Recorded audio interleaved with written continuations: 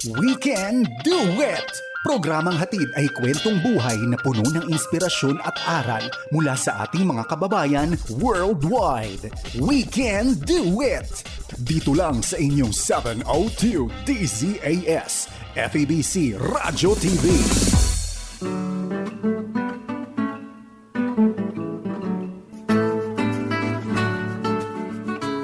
From the very warm Southern California, the Far East Broadcasting Company presents We Can Do It! Ate Maruna, sa gitna tayo ng summer heat at talagang dito sa Estados Unidos, pagpasok ng Hulyo, talaga namang napakainit natin dito. Ewan ko lang sa Pilipinas kung ano ang klima, ano po. Kaya alam nyo, pagka ganitong mainit, para ba tinatawag ako ng Panginoon na sumakay sa cruise? Yung mga cruise na kung saan naroon si Kuya Ruben. Ang sarap naman. Sana tawagin din ako. Ay, tawagan na lang tayo. Tuwan-tuwa ako kasi ang ating guest, dapuan ko kagad. Ang ating guest for the past 2 Saturdays at ngayon ang pinakapangatlo. At mayroon pa isa sa darating na Sabado. Tuwan-tuwa ako mga kapatid. Muli natin ibalik. Alam ko nasasabik na kayo. Makita muli ang ating kapatid na Reuben Laurente. Yay! Hello, Welcome back, everyone. Hello, we Nonoy. can do it. We can. More than conquerors in Christ. Praise the Amen, Lord. amen. Praise the Lord. Iyo, kamusta ka? Iyo, kamusta ka? Okay naman, Kuya Dave. Ate Maru, Mm. nagpapahinga lang ng konti bago pumunta sa susunod na pupuntahan natin. Ganon. Pag-usapan kagad natin yan pupuntahan mong yan. Alam ko binanggit ko ito 2 Saturdays ago, hayaan nyo namang ako maging tambol mayor, sabi nga sa Kastila. I did some research kay Brother Reuben. Doon ko nakita na Reuben pala, kala ko Ruben lang pero okay sa kanya, Reuben or Ruben. Allow me to do this. Reuben Laurente is a highly acclaimed Filipino singer, songwriter, and visual artist known for his versatile vocals and contributions to OPM, original Filipino music. A former member of the renowned group The Company, Big C, Big Y. He is a multi-awarded solo artist with multiple, awit, aliw, and Catholic Mass Media Awards. Laurente is also an accomplished painter, focusing on Filipino heritage. Now, these are the key highlights of Reuben Laurente. Musical career. A 3-time nominee for Best Male Recording Artist at the Awit Awards. Reuben has maintained a successful solo career with albums like Pop Virtuosity 2007 and Milestone in 2020, pandemic. He is also known for his work in pop, soul, and inspirational music. Now, let's talk about The Company. That's spelled with a big C and with a big Y at the end. He was a member of the iconic Philippine vocal group, The Company. Oh, amazing group. I know. Yan sa YouTube yan. Vocal or visual arts as a painter and degree holder. He's also a degree holder in interior design. It's art inspired by Philippine culture and folklore with his debut solo exhibit held in 2023. How about his live performance? We'll talk about that today. Live performance. He has worked as an international cruise entertainer and frequently performs at local and international music festivals. By way of awards, his accolades include 2 Catholic Mass Media Awards, 4 Aliw, ALIW, awards for live performance, and the 2022 Ulirang Mandaleño Award for contributions to arts and culture. He continues to blend his passion for music and painting, often performing on global stages. Can't say more than that. It's amazing. Reuben, all of those whipped into one. Oh, yes. Normally it takes about 7 people to do those accomplishments. But all of those whipped into one person, that's Reuben Laurente. That's my Amen. That's my girlfriend. He makes Praise all possible for us.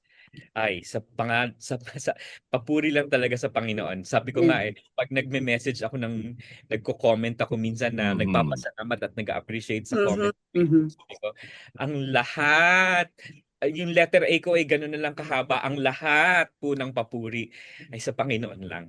Amen. Wala sa akin. sa Panginoon lang po talaga. Tama So, yan. Kuya Dave, for your appreciation and for those accolades being mentioned here. It's, Mhm. Give God all the glory. It's my Yeah. joy. It's an honor for me to read all of those.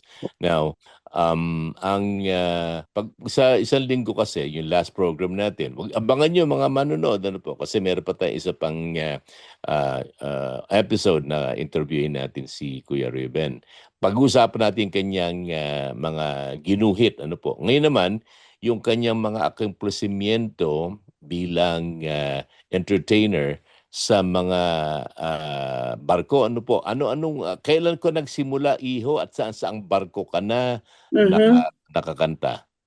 Ay, Kuya Dave, Ate Maru at mga kapatid, ako po ay nagsimula ng umawit sa barko noong 2008 as a production cast singer. Yung Mm. production cast singer po ay para po siyang isang cast ng international singers, meaning po taga-iba-iba pong bansa Bansa. Mm. Mhm. at mga cast po ng dancers na from different countries as well. We come together for rehearsals sa Miami.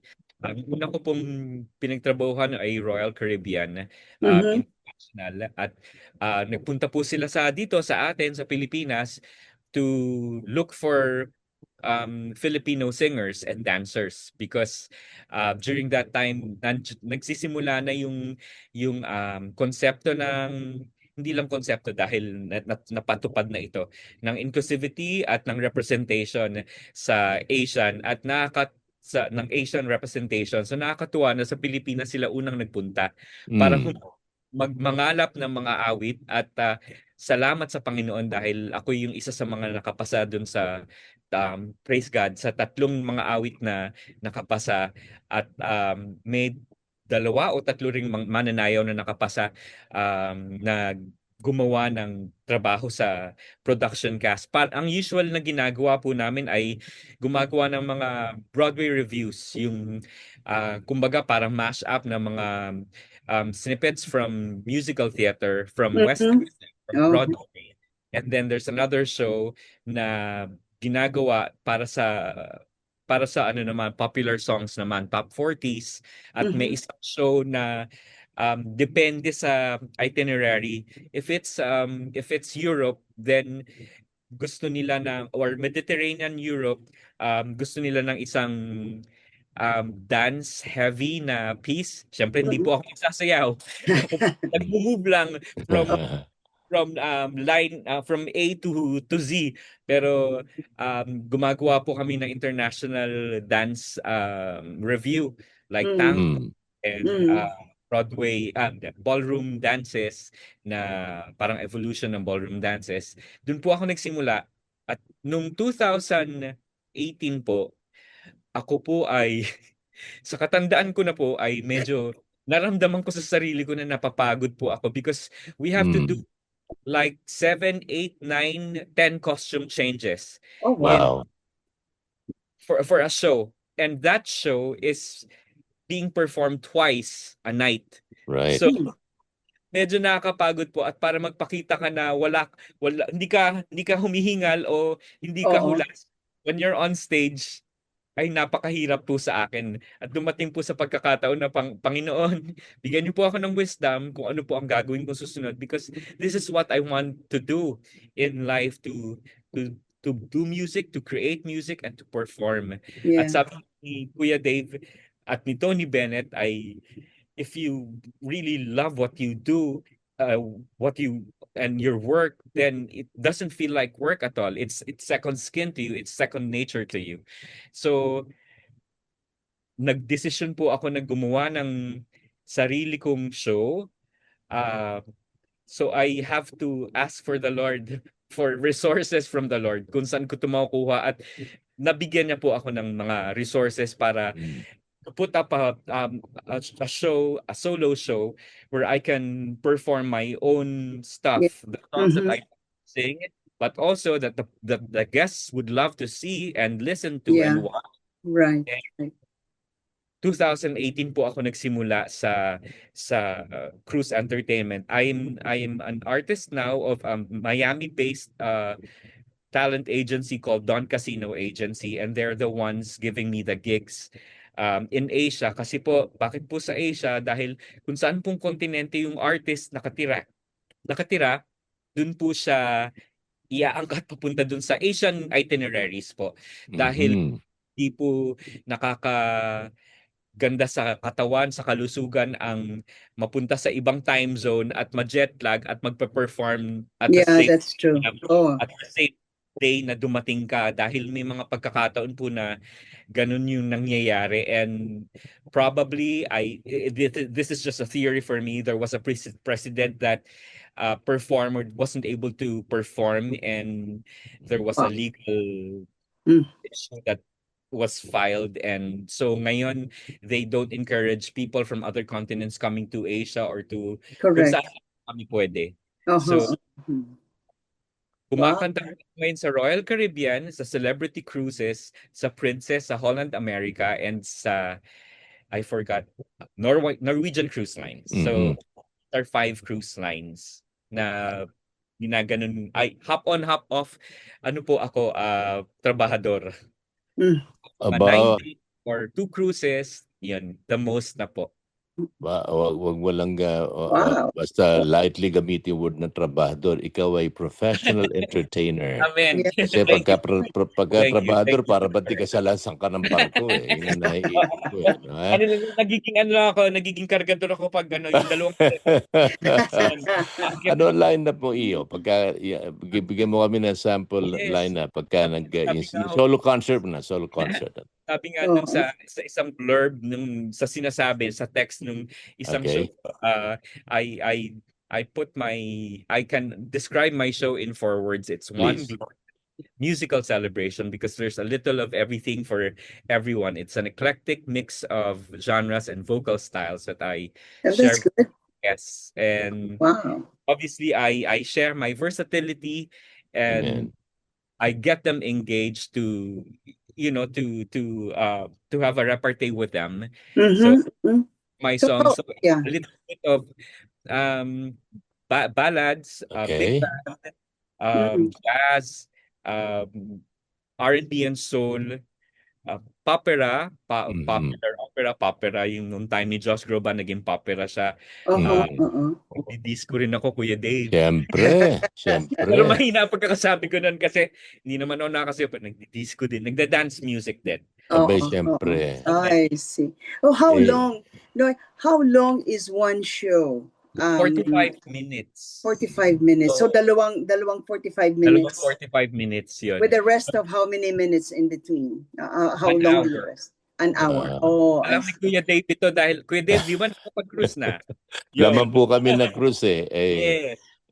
Kasi ang Kuya Ate Dave, Grace mo, sinasabi niya, matagal na tayo mag-asawa, hindi mo man lang ako nabibigyan ng cruise. Sabi ko, anong hindi ba bubuhay mo ako yung pasang cruise? Hindi ko naman hindi ginagawa. Ang laki ng Kaya, tawag doon, Kuya Dave. sasadyain namin isang araw, iho, loobin Yes, ng Panginoon na makita ka Napakaganda. namin. Wow. Sa anong mga Asian countries, anong mga linya ang kung saan ka naroon? Singapore po ba? Yes, Southeast Asia, Kuya, yes. Okay. Obviously, Sa saan bansa ka naroon? Singapore, Hong Kong, Malaysia, Indonesia, Thailand, Vietnam, Brunei, Darussalam, inisip kong Borneo is Malaysia. Northeast, Japan, China, Korea. Tapos as far as Oceania, which is Australia, New Zealand, and the neighboring islands, well, hindi pa ako nakapunta ng New Guinea, pero yung mga Tonga, Tuvalu, Kiribati, hindi ko naririnig, pero napupunta ko siya. Pero ang pinaka malayo ko pa lang na napuntahan as a solo entertainer sa cruise ay French Polynesia, Tahiti. Tahiti, maganda doon. Biyahe ko kasama ng layover ay 27 hours. So sabi ko, akala ko ba hindi hindi akala ko sabi ko sa sarili ko, akala ko ba hindi sila sa time zone pero pagdating ko doon sabi niya, "Oh, you're not performing tonight, you're performing tomorrow." Sabi ko, Wow. "Sige Lord, sige. I signed up for this. I have to do my job." But sometimes it feels like a job. It's a job because of the time element. Oo Correct. Pero naman. ayun pa lang naman so far yung medyo I have to be on top of my game to check if I have the voice to Mhm. perform. But kulang sa tulog or hindi ka nakatulog. Tama. Oh, Hindi wow. meron kang kanyan, orchestra bumabackup sa iyo. Yes, may band, Kuya Dave.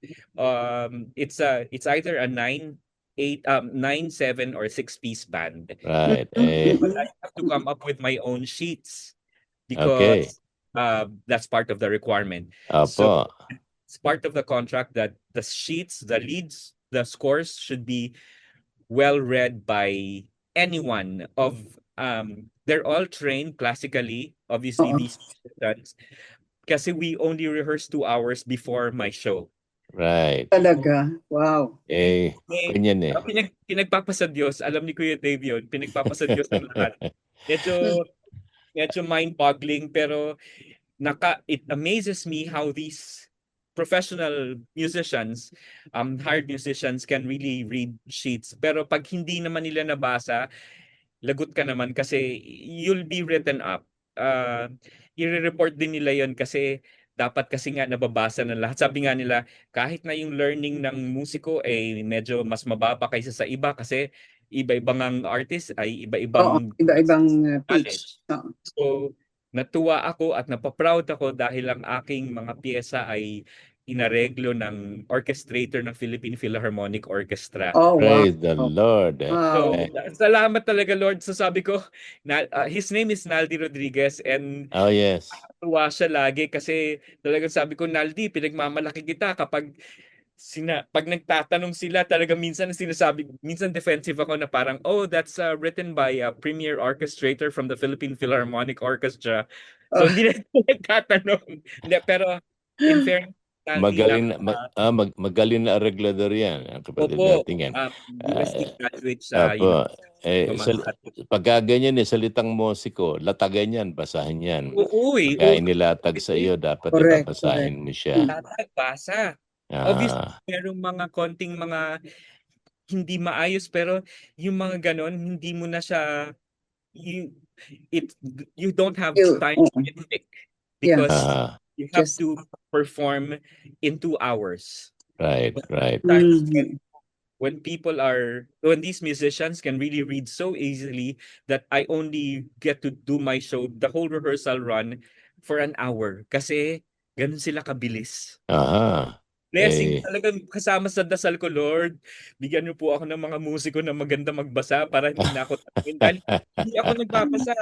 Tama yun. I don't hide them anything. I tell them I don't read notes, but I know my sheets. I know my music. So, correct. Amen.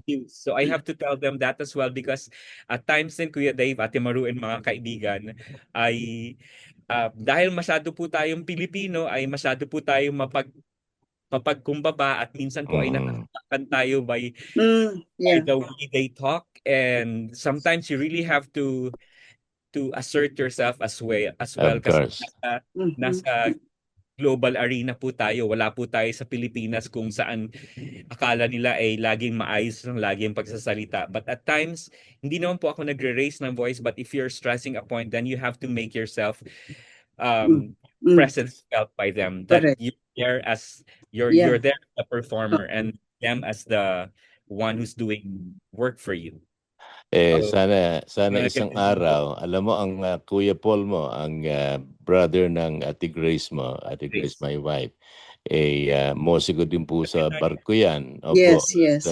Okay. Opo, primera vista, dapat primera vista kapag dumadating sa ganyan tugtugan. Magaling yun. At kaya sana isang araw ay magkasama kayo at hindi malayo mangyari yon. Sa mga manonood, baka na-overwhelm kayo sa kinukwento ni Kuya Ruben, At siyempre pinag-uusapan natin yung kanyang trabaho sa barko. Yeah. At marami kasi sa mga manonood, mga Pilipino, ewan ko po kung kayo nakaranas na ng cruise, ano po. Kung hindi man kahit po sa nabota, sumakay kayo ng barko, ano po, kahit na yung Pagkatos, pamamansing ng isda. yeah. Kahit papaano makasakay kayo ng ng barko. Pero naman ng sisigan. yung mga bumibiyahe na botas, tsaka na Malabon, ano po.